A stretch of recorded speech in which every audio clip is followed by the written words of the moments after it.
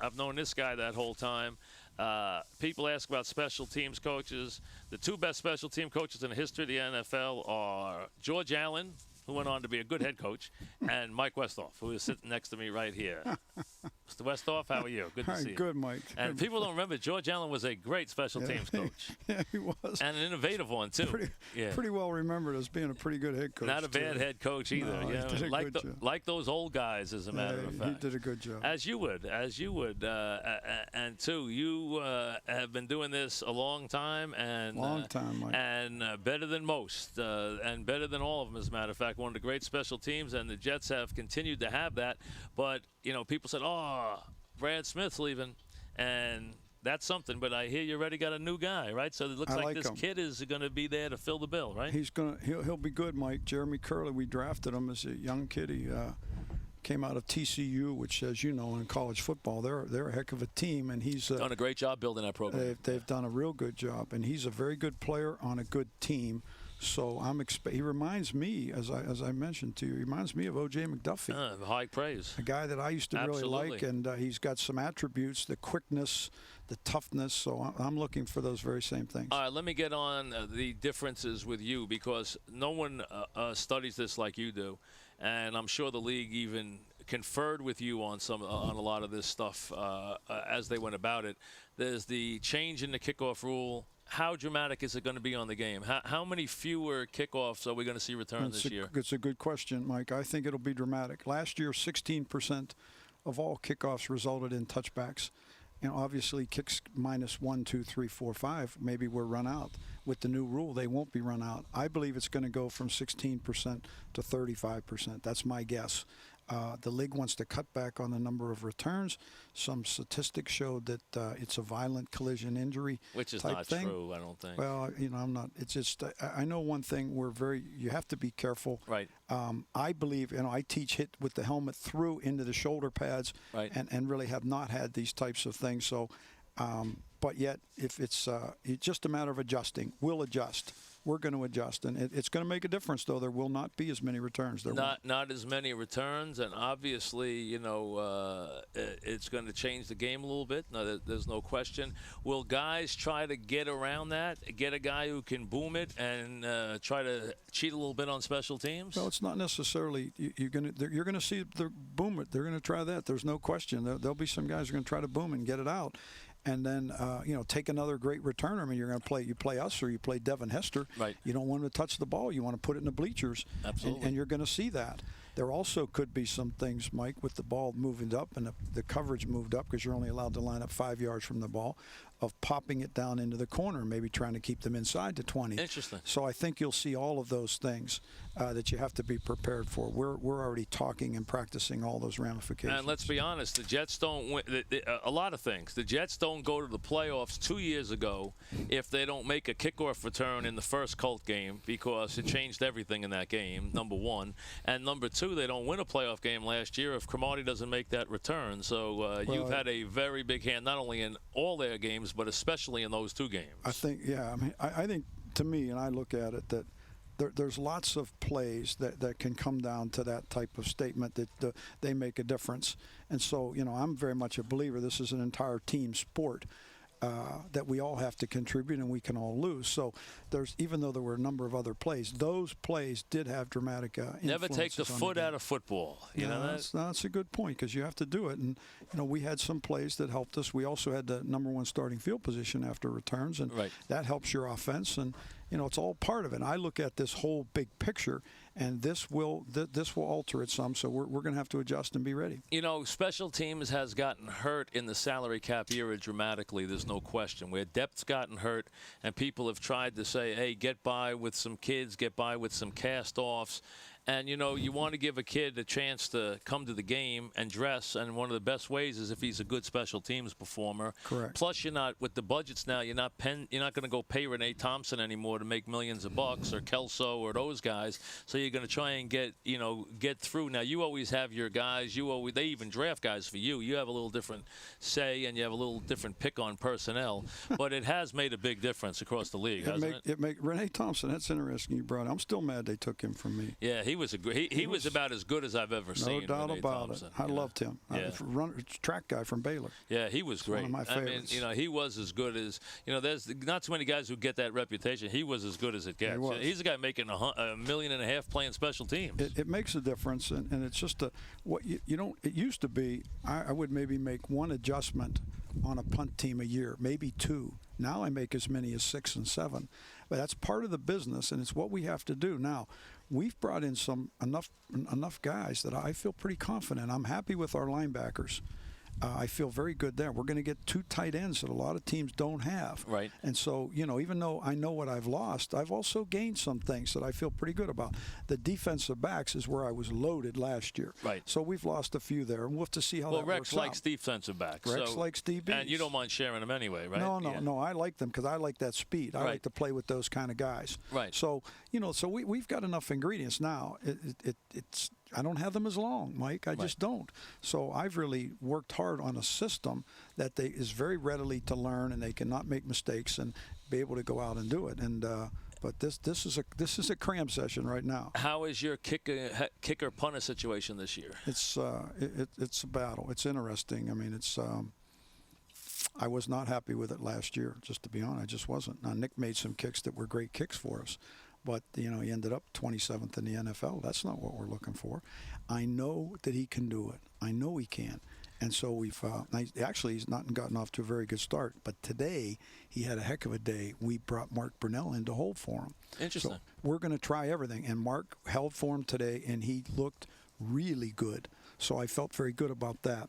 We've got an interesting punting battle going on with Chris Bryan and TJ. Brian started off as an Australian, the kid from Australia was just killing the ball. He's leveled off a little bit, and TJ, who was behind, he knocked the socks off it today, and he looked like what I thought he could be. So we're going to, that would be interesting to see how that goes, and we're going to give it a heck of a competition through this camp. We're talking with Mike Westhoff, the special teams coach, longtime special teams coach in the NFL and here, known obviously for his days with the Dolphins and his days here with the Jets. No question about that. Now, I want to get to something that came up that was a big controversy, and I haven't spoken to anybody from the Jets in about 2 years, so I didn't call you about it.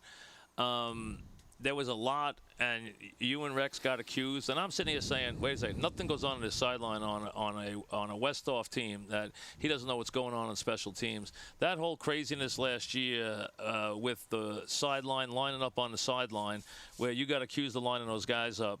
You had nothing to do with that, right? No, I did not. And I would have thought that, listen, no one's going to do anything on your sideline with your special teams guys that you don't know about. That's a fair assumption, but in this instance, that wasn't the case. And it was only done a couple times, and it was lining up a few of those guys that were not dressed. And that's the way it went, and it was just something that happened. It did not happen very often, frankly. And obviously the one mistake was made, and that became such a dramatic thing. It's a shame that it happened that way.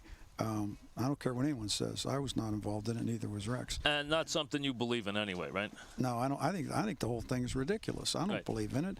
I know this. When I talked to Steve Tasker, who's a good friend of mine, who's really he is the best special teams player that ever played. Great one, no question. And he told me, he said, if you get knocked out of bounds, you're on your own. He said, so whatever the hell happens over there, is that's just the way it's going to work. And so consequently, I really don't, orchestrate or think about those terms. I'm always trying to play within the field of play, and for that to happen. So no, I don't believe in it. It's a shame that it happened and it took place. And it really, believe me, for the amount of times it happened and the catastrophic amount that it received, it is so out of proportion.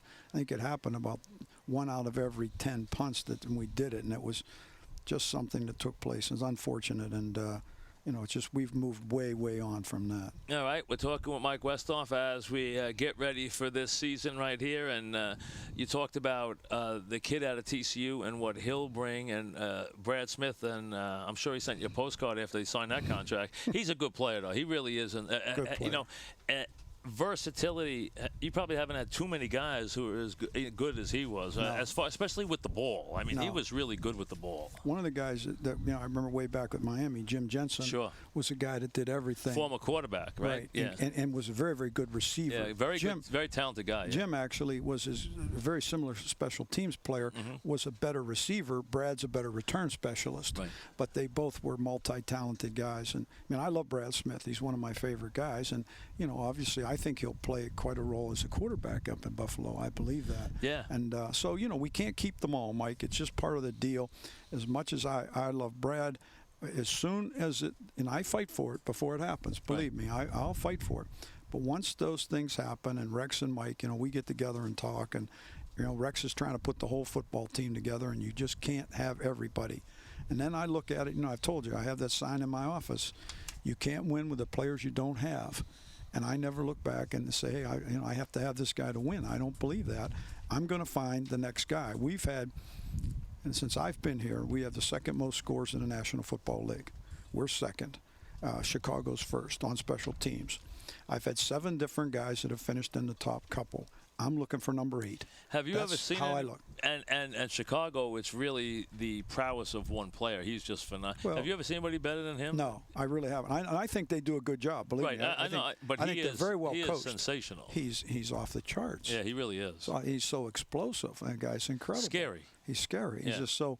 And believe me, I think they do a great job with him. I have a lot of respect for what they do. But, you know, so to me, and I'm looking at it, whether it's Curley or Crow or whoever it's going to be, and say, or maybe it'll be Joe McKnight. Maybe we'll give him a shot. Right now, I'm a little bit high on what makes a good. What makes a guy. If a young coach came up to you and said, we're talking about Mike Westhoff, the longtime special teams guru for the Jets. If a young coach said to you, Coach, I'd like to specialize in being a special teams coach, what makes someone a good special teams coach? What would you say to him?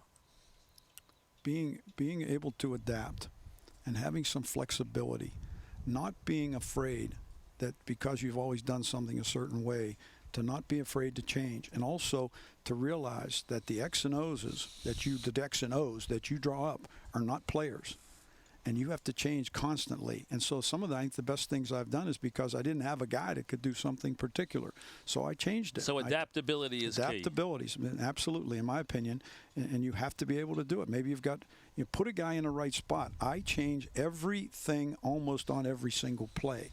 And we draw it, and I draw it and show it to them. So we don't make many mistakes, but we try to utilize their abilities in the right spot. It's not that we always have an all-star team, because you don't. You just don't.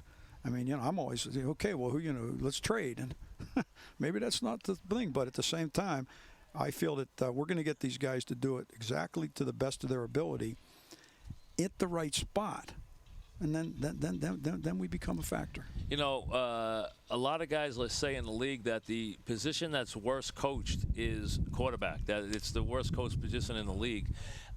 Special teams is probably second. You know, there's a lot of teams do a shoddy job on special teams. I mean, they really are. I mean, not being pointing finger at any one team, but there's a lot of teams that do. Especially you see it early in the season. There's a lot of shoddy jobs done on special teams. Well, sometimes it's because you haven't had to keep those guys for a while. I also see some very good work being done on special teams, Mike.